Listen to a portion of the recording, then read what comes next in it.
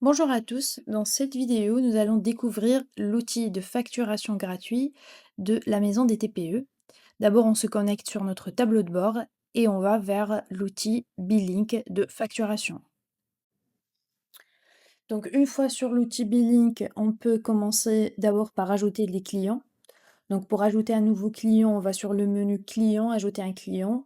Ensuite, on renseigne les coordonnées de notre client, donc le nom du client, l'adresse postale, si c'est une entreprise, le numéro de SIRET, une adresse email pour que le client puisse recevoir la facture par email. Ensuite, numéro de téléphone, numéro de TVA et une référence.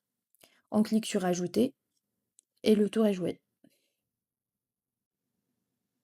Alors, deuxième chose, on peut ajouter des articles, c'est-à-dire les produits ou les services qu'on vend. Donc ici, on va sur le menu article, ajouter un article, un peu comme l'ajout d'un client, sauf qu'ici, on va mettre les informations et les détails d'un article, d'un produit ou d'un service.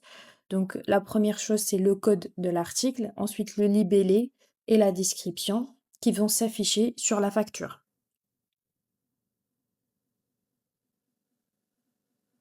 Ensuite, on peut choisir une référence qu'on a ajoutée en amont ou bien l'ajouter sur le champ ici.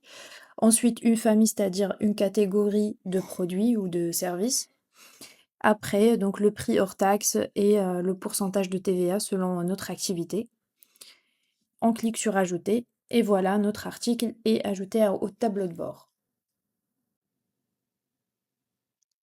Maintenant, nous allons voir comment ajouter donc une facture. Alors sur le menu facture, on va ajouter une facture. La première chose, c'est la date de la facture, la date d'échéance, les informations complémentaires, des mentions légales si nécessaire. Ensuite, on choisit un client donc, que nous avons déjà ajouté ou bien on peut ajouter un nouveau client sur le champ. Pareil pour les articles, c'est-à-dire les produits ou les services. Donc, on choisit un article déjà existant ou on en crée un nouveau. Ensuite, on valide la facture après avoir vérifié que tout est bon. Donc, une fois la facture est validée, on peut l'envoyer par email au client en cliquant sur le bouton envoyer. Ici, on peut personnaliser l'email que le client va recevoir avec la facture en pièces jointes et on envoie.